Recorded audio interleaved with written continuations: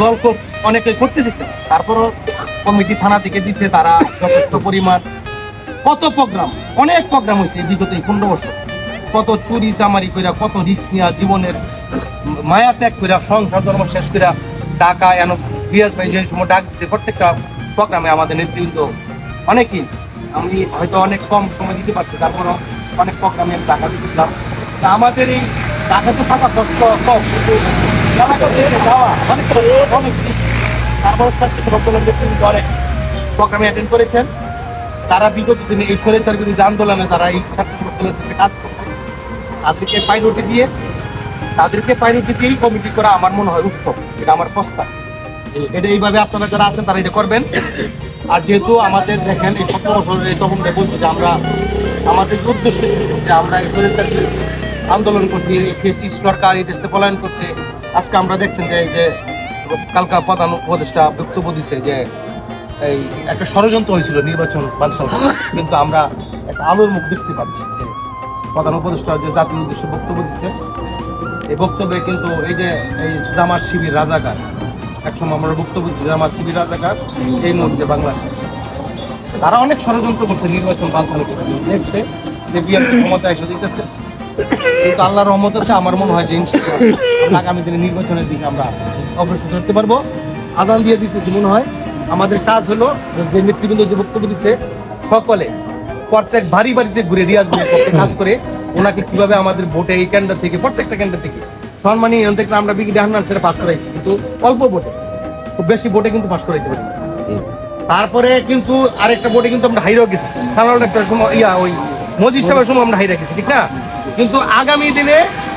আমরা যাতে রিয়াজ ভাইকে সম্মাননা থেকে বিপুল ভোটে আগামী 91 সালে যেভাবে 4000 4,500 ভোট বেশি দিয়েছিল তার চেয়ে বেশি ভোট যদি আমরা দিতে পারি, আমরা সকলে টিমওয়ার্ক কাজ করে আমরা এই দিকে কাজ করবো, এই আশাবাদ থেকে সকলকে ধন্যবাদ জানিয়ে আমি আমার বক্তব্য শেষ করছি। গণ অভ্যুত্থানের মাধ্যমে সেই ফ্যাসিস্ট সরকারের পতন হয়েছে এবং একটা কেয়ারটেকার সরকার গঠন হয়েছে। আপনারা জানেন সেই সরকার আগামী 26 সালের ফেব্রুয়ারি মাসে ত্রয়োদশ জাতীয় সংসদের দিনক্ষণ ঠিক করেছেন। আমাদের যে 17 বছরের আন্দোলন, যে প্রত্যাশা নিয়ে আমরা করেছি এদেশের প্রত্যেকটা মানুষের ভোটাধিকার তার হাতে ফিরিয়ে দেওয়ার জন্য আমাদের আন্দোলন সংগ্রাম, প্রত্যেকে যেন তার নিজের ভোটটা নিজে দিতে পারে, তার পছন্দের প্রার্থীকে দিতে পারে, সেই লক্ষ্যে আমরা আন্দোলন সংগ্রাম করে আমরা সেটা অর্জন করতে পেরেছি গত 24 সালের জুলাই আগস্টে। সংগ্রামী সাথী ও বন্ধুগণ, আপনারা জানেন বাংলাদেশ জাতীয়তাবাদী দল গাজীপুর জেলার কাপাসিয়া 4 আসনে আমাদের প্রয়াত নেতা কাপাসিয়ার উন্নয়নের রূপকার ব্রিগেডিয়ার জেনারেল আসম হান্নান শাহ সুযোগ্য উত্তরসূরি, গাজীপুর জেলা বিএনপির যুগ্ম আহ্বায়ক, কাপাসিয়া উপজেলা বিএনপির আহ্বায়ক, কাপাসিয়ার গণমানুষের নেতা